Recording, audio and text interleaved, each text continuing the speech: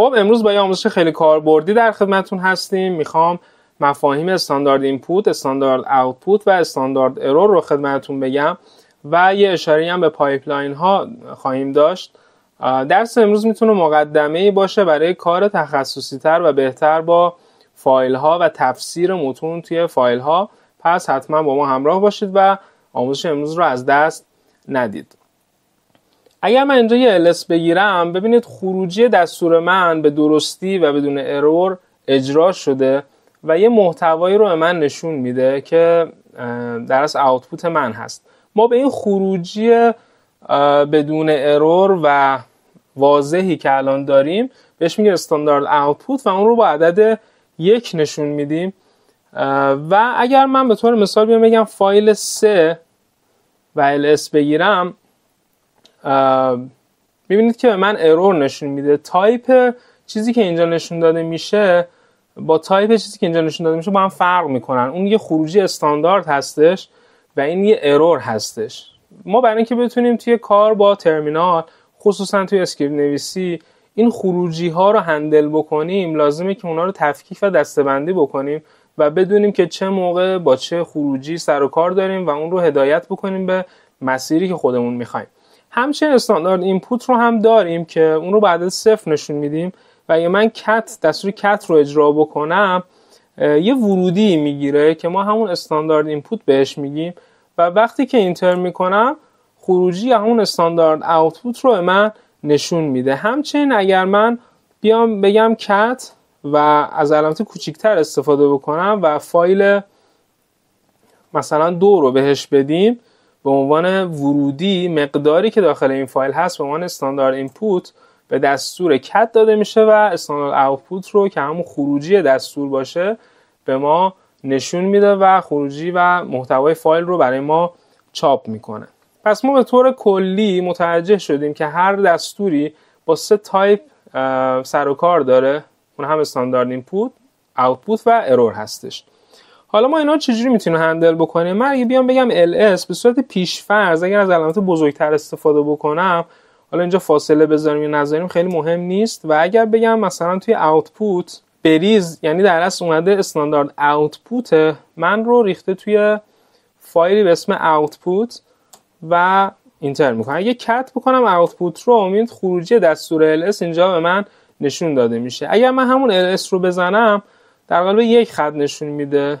حالا توی ویدیوهای قبلی هم خدمتتون گفتیم LS و LS-1 یه خروجی هستن دقیقاً. منتها وقتی که ما توی اسکریپت ها میخوایم از دستور LS استفاده بکنیم، باید تو ذهنتون داشته باشید که دستور LS به صورت LS-1 داره اجرا میشه، یعنی خط به خط اجرا میشه و تفسیر میشه.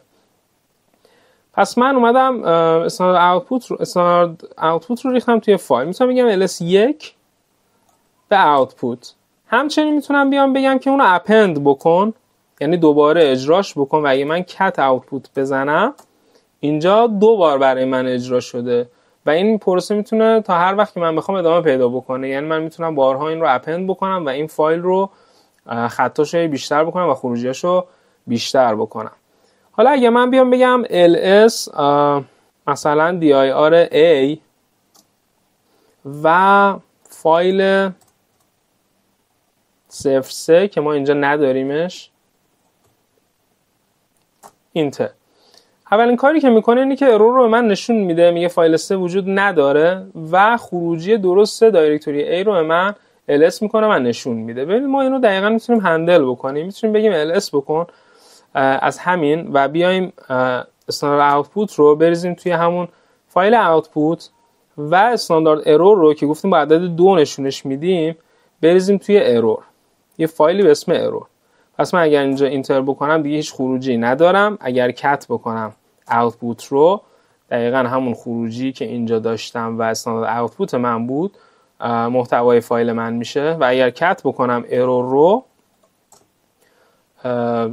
در اصل اروری که دستور من داد رو برای من چاپ میکنه. من میتونم اینو یه بار دیگه اجرا بکنم، این بار بهشون بگم اپند بکن. یعنی مراحل لاگگیری از فایل ها و دستورها دقیقاً به همین صورت هستش.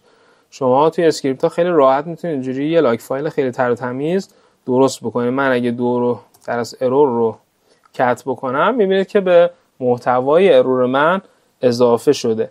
گاهی اوقات شما وقتی دارید خروجی ها رو هندل میکنید، فرض کنید مثلا اسکریپت داره ران میشه و میگید که من نمیخوام این ارور اصلا نمایش داده بشه و نمیخوام توی فایلی بریزمش، یا نمیخوام خروجی درست رو، فقط میخوام ارورها رو داشته باشم، دیگه چیزی برای من چاپ نکنه. برای اینم راهکار داریم توی لینوکس، میتونیم بگیم که بیا خروجی رو هر بار بریز توی یه آدرسی به اسم dev null، یه سیاه‌چاله‌ای فرض بکنید توی لینوکس ما داریم که هر مقداری رو، چه استاندارد اینپوت چه استاندارد ارور رو بریزیم توش، ناپدید میشه و اون رو به ما نشون نمیده. پس من اگر اینجا ls بکنم میبینید استاندارد آوتپوت رو ندارم و فقط ارور هام داره اپند میشه و میتونم یه لاگ فایل فقط از ارور هام داشته باشم. این هم خیلی مهم بود. حالا ما به روش‌های مختلف دیگه هم میتونیم این کار رو انجام بدیم. میتونیم بگیم که بیا ls بگیر dir a رو و فایل 3 رو، میتونیم بگیم که بیا 1 رو بریز توی آوتپوت و 2 رو هم بریز توی همون جایی که استاندارد آوتپوت رو داریم میریزی، یعنی آدرس استاندارد آوتپوتمون. اگر من ls بگیرم خروجی من چی شده؟ توی فایل آوتپوت میاد، چون هم استاندارد اینپوت و هم استاندارد آوتپوت رو بهش دادم و میبینید که به این صورت من میتونم داشته باشم. خب من کلیر میکنم و یه روش دیگه هم داریم. میتونیم بگیم که مثلا بیا ls، همون دستور ls dir a رو و فایل صرف 3 رو کلن بریز توی مثلا آوتپوت. اگر من دوباره کت بکنم آوتپوت رو، میبینید به این صورت هم میشه ما بهش هم مقدار 1 هم مقدار 2 رو بدیم و محتوا رو بریزیم. معمولا اینها استفاده نمیشه، بیشتر میایم تفکیکی استاندارد اینپوت و استاندارد ارور رو، استاندارد آوتپوت و استاندارد ارور رو با هم دیگه تفکیک میکنیم برای اینکه بتونیم خروجی ها رو بهتر تحلیل بکنیم. خب ما مفهوم پایپلاین رو هم داریم اینجا خدمتتون بگیم. من میتونم بگم که مثلا ls رو به عنوان استاندارد آوتپوت خروجیش رو بده به یه دستور دیگه. پس پایپلاین ها اینجوری کار میکنن، میتونن بی نهایت ما اینجا پایپلاین داشته باشیم و بین هر پایپلاین ما باید یه دستور بدیم. یعنی ما استاندارد آوتپوت هر دستور رو میدیم به عنوان استاندارد اینپوت به دستور بعد، دوباره به همین صورت به دستور بعد و در نهایت اون رو توی یه فایل یا روی حالا ترمینالمون چاپ میکنیم. من میتونم بگم ls رو استاندارد آوتپوتش رو بده به head-1 به دستور head بده. اینو تو ویدیو قبل دستور head رو آموزش رو خدمتتون دادیم و اینتر. اینجا گفتیم ls با هم ls-1 برابری میکنه، اومده برای من خط اول رو به عنوان استاندارد آوتپوت مجموعه این دستور برای من چاپ کرده و اینجا نمایش داده. همچنین میتونم بگم که مثلا tail-2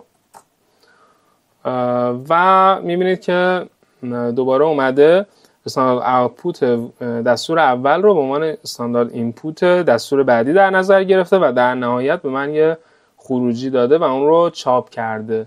میتونستیم باز محتوای اون رو بگیم بریز توی مثلا آوتپوت و اگه من کت بکنم آوتپوت رو میبینید که به همین صورت هستش. یعنی من باز هم اینجا میتونستم بیام از استاندارد آوتپوت ها استفاده بکنم و عدد 1 رو بذارم. حالا من گفتم به صورت پیش‌فرض علامت بزرگتر رو اگر بذاریم برامون همون خروجی رو میریزه توی فایل. خب همونطور که گفتم قبل از اینکه ما بخوایم روی فایل ها پردازش انجام بدیم قطعا باید استاندارد اینپوت، استاندارد آوتپوت و استاندارد ارور و پایپلاین ها رو خدمتتون میگفتیم. مطلب امروز تموم شد و امیدوارم که بتونیم توی ویدیوهای بعدی از پایپلاین ها و مفاهیمی که توی این ویدیو یاد گرفتیم به خوبی استفاده بکنیم.